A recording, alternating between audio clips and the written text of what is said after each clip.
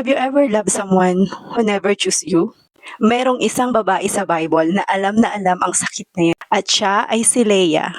So si Leah ang unang pinakasalan ni Jacob, pero si Rachel talaga ang mahal niya. So kung kilala niyo si Jacob sa Bible, sa Genesis, at kung alam niyo yung story niya, so si Jacob, dinisib niya yung sarili niyang ama, si Isaac, para kunin yung blessing na dapat ay para kay Esau. At dahil doon, kailangan niyang tumakas at pumunta kay Laban sa side ng kanyang nanay, at doon manirahan. So nung nakita niya si Rachel, na love at first sight siya kay Rachel. At ganito niya kamahal si Rachel. Pumayag siya kay Laban na magtrabaho sa kanya ng 7 years para lang makuha si Rachel. Pero hindi ganun yung nangyari. Nung time na ikakasal na sila nung gabing yon, hindi niya alam na si Leah pala yung ipinakasal sa kanya at hindi si Rachel. So doon pinapakita na si God ay right and just. So kung ano yung ginawa niya sa kapatid niya, sa kakambal niya, yun yung ginawa sa kanya ni Laban. So dinisib din siya ni Laban na akala ni Jacob na ang pinakasalan niya ay si Rachel, pero ang pinakasalan niya ay si Leah. At para makuha si Rachel, nagtrabaho ulit siya ng 7 years para lang siya mapakasalan. Ganun niya kamahal si Rachel. Pero hindi sila magkaanak na Rachel. So nagkaroon na ng anak si Leah at si Jacob, pero si Rachel at si Jacob hindi sila magkaanak. And then ang nangyari, si Leah akala niya kapag nagkaroon na siya ng anak kay Jacob, ay makikita at mapapansin na siya ni Jacob. Actually, dahil sa pagmamahal ni Leah kay Jacob, ipinangalan niya yung lahat ng sakit na nararamdaman niya dun sa mga anak niya. Si Ruben, si Simon, si Levi, at si Judah. So kung titingnan mo yung mga ibig sabihin ng mga pangalan nila. So yung panganay si Ruben na ang ibig sabihin ay tingnan, isang anak na lalaki. Sinabi ni Leah na nakita ng Panginoon ang kanyang paghihirap, kaya umaasa siya na dahil doon sa anak niyang lalaki na yon ay mapapansin at mamahalin na siya ni Jacob. So dahil nga hindi ganun yung nangyari, yung pangalawang anak nila na si Simon, ang ibig sabihin ng pangalan niya ay narinig.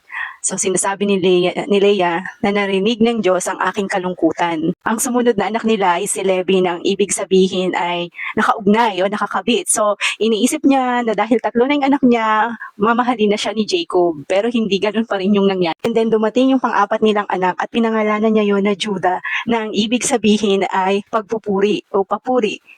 So, imbis na yung atensyon ni Jacob yung hangarin niya. So, ang ginawa niya, nagpuri na lang siya sa Diyos. At sinabi niya, sa pagkakataong ito, pupurihin ko ang Panginoon. So, hindi lang 4 yung naging anak nila kasi nagkaroon sila ng 7 anak ni Jacob. May isang babae, 6 na lalaki. Yung pinakabunso ay yun yung babaeng anak ni Leah kay Jacob. So, si Rachel at si Jacob ay nagkaroon ng anak. 2 yung naging anak nila, pero ang tagal pa bago sila nagkaanak. So, ang naging anak ni Rachel at ni Jacob ay si Joseph at saka si Benjamin.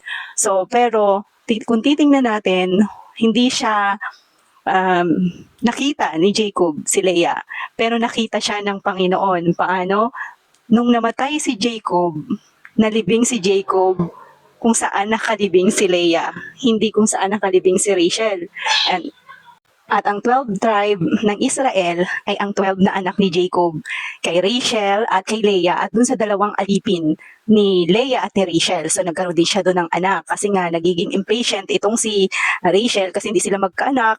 Pinasipin niya yung asawa niya sa kanyang alipin. At so nainggit naman to si Leah, ganun din yung ginawa niya hanggang nagkaroon sila ng 12 na anak. So ang paboritong anak ni Jacob doon is si Joseph, yung si Joseph the Dreamer, na anak nila ni Rachel. So kahit hindi nakikita ni Jacob si Leah, pero nakita siya ng Diyos. Bakit at paano? Mula sa tribe ni Leah, sa kanyang mga anak na si Levi, na nanggaling yung si Moises. So sa Judah, doon siya si King David. Kung titingnan natin yung family tree niya, sa tribe ng Judah nanggaling si King David, at doon din si Jesus Christ mula kay King David.